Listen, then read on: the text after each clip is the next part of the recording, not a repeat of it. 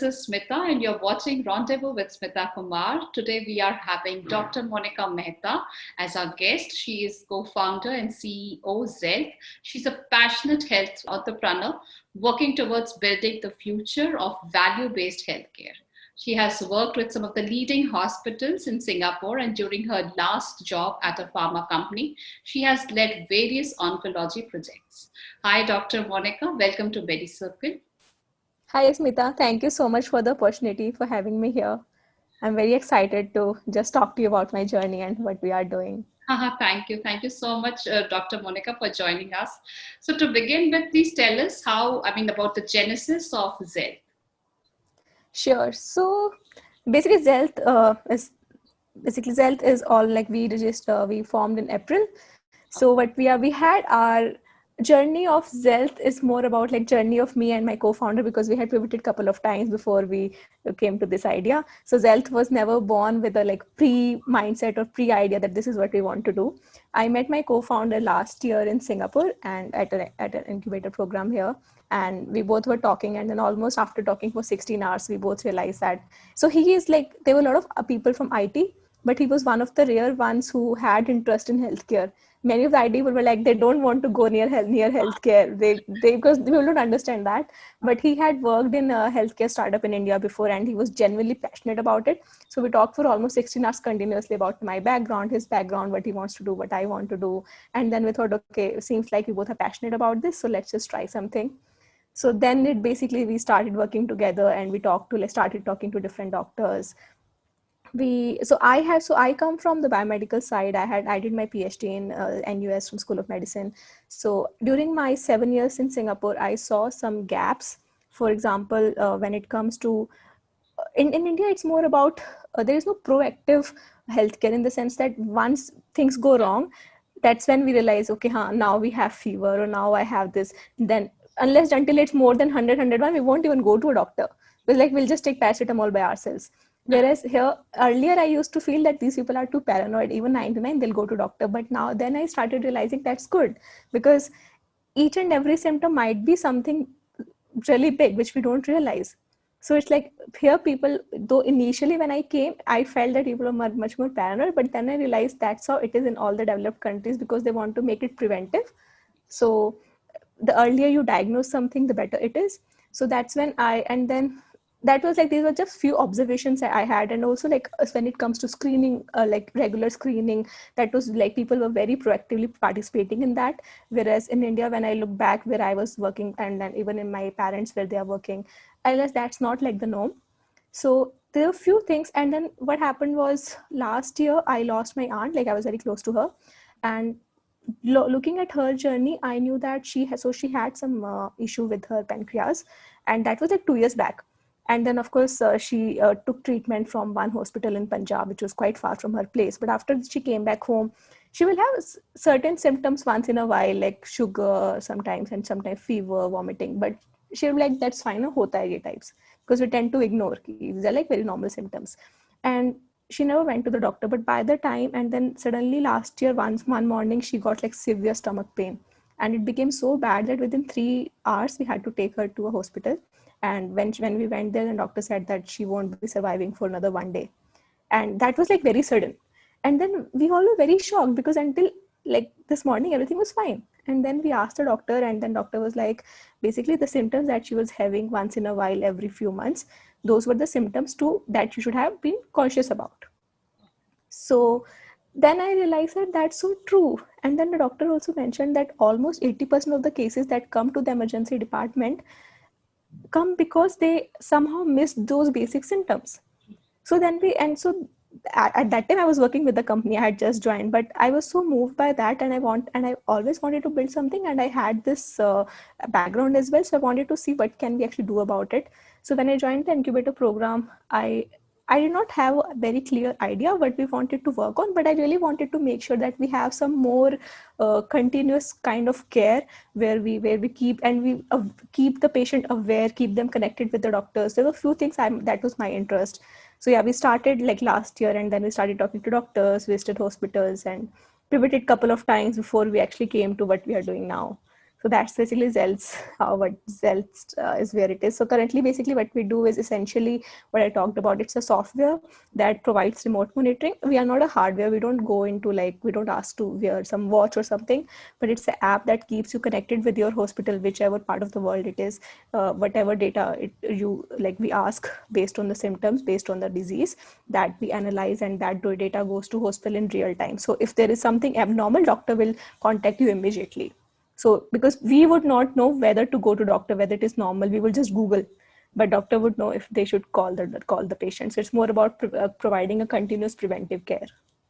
That's great. What was your turning point of getting into entrepreneurship rather than continuing with your corporate job? So as I mentioned, there were three things I would say. One was like, since my childhood, I was the only one in my entire family, like even in my distant family, who was on the bio side. Everybody's an engineer.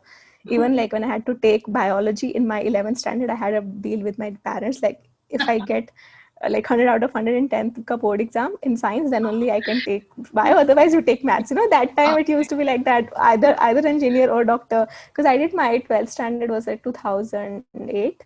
So yeah, and then basically, yeah, so and I ended up taking biology. And then so even when I took biology, there was this, that time I was in Sirsa in Haryana, and there was this concept of either you become doctor or engineer.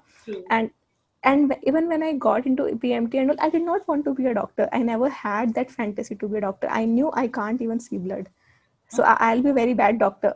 But I just genuinely liked biology. So when I even took I joined the Hindu College in Delhi University to continue my studies in bachelor. I did my BSc honors. Even that time, all my relatives and everybody was like, "BSc karna hai to Delhi kyun jana hai? And why do you want to do this?" Then so there was this. So I had this kind of like, even though I was very hardworking, but I always had this gender kind of a thing, which I saw since my childhood, especially in Haryana. So somehow I had this hatred developing in my subconscious mind, where like, if I'm a girl, I can do something. So there was this motivation always, which I realized very later on, that I wanted to prove myself. That was one thing. Another thing was, like, I was always inspired by Kiran Majumdar. And then I was like, she was always my idol. Like I read her, I read everything about her. So I wanted to have that. It was my dream to create a legacy uh, that will be there even when I'm gone. But people would know, a girl coming from a small place and doing something in the biology field. So that was like a dream, I would say. Third was, as I said, it was just a series of events, especially when this happened to my aunt. So I was like, okay, maybe I should just do it. And for the corporate, I realized that no matter how long you stay, there's never going to be a limit. So I was not happy there. I was working 14 hours every day and not at all satisfied. So I thought I would rather work on my own company. So I just decided to like, okay, just take a leap of faith and just enter. Okay. So, how's your experience of working with Freedom Employability Academy, FEA, whose primary aim is to give the disadvantaged youth of India a path to professional jobs? So I basically volunteered with FEA because we connected over LinkedIn like last year, early last year, and then I was very excited by what their motivation and their vision. They wanted to help students, and I could immediately connect with it because even when I was at their age, when I was in my early like secondary, senior secondary, I did not have any basically exposure to the world outside. I never used internet, and I started using internet only when I was in second year of college. I started using WhatsApp only after I came to Singapore. So I realized that because sometimes people, they can do a lot if they have the right knowledge, if they have somebody to guide them, which I didn't have at certain point. So I realized that whatever I have learned over the past 10 years, I can at least contribute something towards helping these people. So that was my motivation, and I joined FEA. So I mentored, they give bunch of students to each mentor, and then you have to guide them every week and all. So you see how they are performing. So it was pretty good experience. Like I could talk to students. They had their doubts, which I could completely relate to. Somebody didn't know what to do. Somebody was like, my parents want me to do this. Somebody's like, I want to do this, but this may not make enough money. So like we all go through this. So so it was quite good. And now when I talk to students, sometimes they're like, okay, thank you, you gave me this advice and it's really helped me. So I think that satisfaction is really good. very, very, very much. I think that's like a fulfillment kind of a thing once you have reached a particular position in your career. But again, you're helping others. It's really, really great feeling. Uh, Exactly. do you feel with extensive digitalization coming into picture, healthcare is losing its personal touch? So how does Zelt helps in bridging this gap? So, uh, when we talk about digitalization of healthcare, there are two aspects of it. One, it has become a necessity now. For Yes. example, if you talk about, for example, in the pre-COVID world, if there was no COVID, especially in healthcare, because that has always been a very conservative industry, so it wouldn't have reached where it is now in terms of digitalization. Even India, like the regulations were changed almost overnight to allow telemedicine because of COVID, which were pending from last 10 years. So Yes. probably that wouldn't have happened. But because of COVID, everybody realized digitalization is important. And even for the patients, because we work with a lot of patients, and then when we talk to them, we ask them like, do you miss going to clinic? They're like, nobody wants to go to clinic, though Yes. we feel this, because the entire environment in clinic is so depressing. You go, you see other patients, Oh my then God. you have those vibes, and you have to wait in a queue. Now you can do everything online. You can connect with your doctor, you can stay connected with the doctor, so that way it's good. I haven't met anybody who has felt that it's they are not getting the personal touch, because nobody wants to do that. So Yes. that at least 90% of the people want to do that. But maybe I think once the COVID goes back to normal, once we have vaccine, everything comes back to how it was. Probably people, like, there are few things where you can't really do online. For example, if I need to really examine a patient, uh, and feels like, if it needs a physical examination, then anyway I won't be able to do that online. So anyway I'll have to go for the basically physical appointment. But apart from such cases, like majority of them, what that can be done online, I think it's all good. For when it second is Zealth. Yeah, so I would say Zelt, the entire proposition is about it keeps the patient connected. So, for example, I won't go in much details, but every time a patient submits their information, they receive personalized feedback, they receive personalized message from Zelt on behalf of their doctor.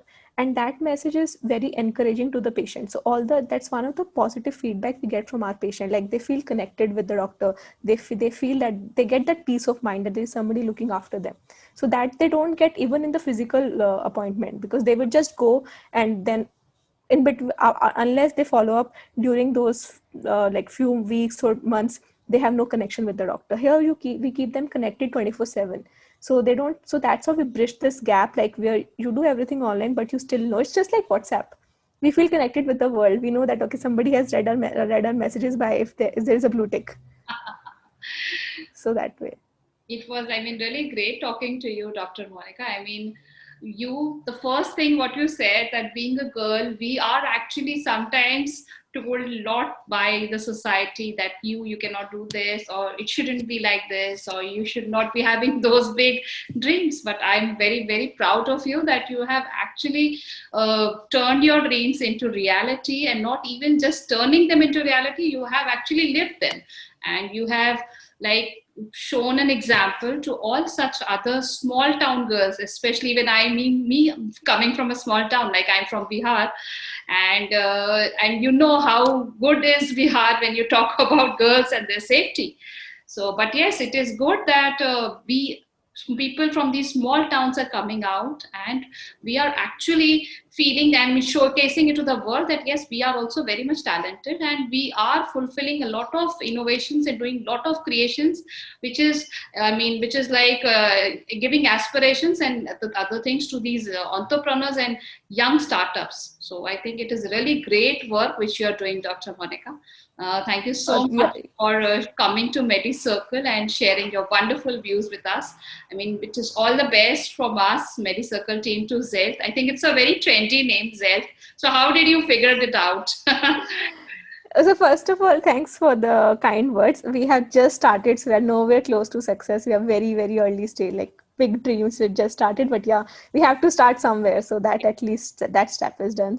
I think Zelt, your Zeth is actually doing a lot good work in this case. That, see, many a times we people don't want to go to visit a doctor, but yes, we need that personal touch.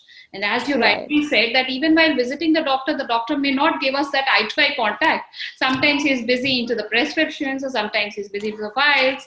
But yes, if there is an assistance for all these patients, that they feel that yes, they are in safe hands, that is nothing like it.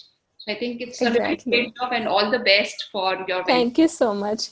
Yeah, for Zelf name was basically we had previously we had kept some random rubbish names, but then when we raised our pre-seed round, we were like, okay, we want to keep some name that can really become that's easy to remember that people can relate to. So we decided to basically we wanted to have some basis for our name. So we decided that since we both bonded over our passion for health, so we just named it as Zeal and Health. So we kept it as Zealth, like Zeal for Health. So it's a Yeah. combination of Z plus L cell. Yes. Great. Yes. That's great. Yeah. So once again, thank you, Dr. Monica. Thank you for Thank you.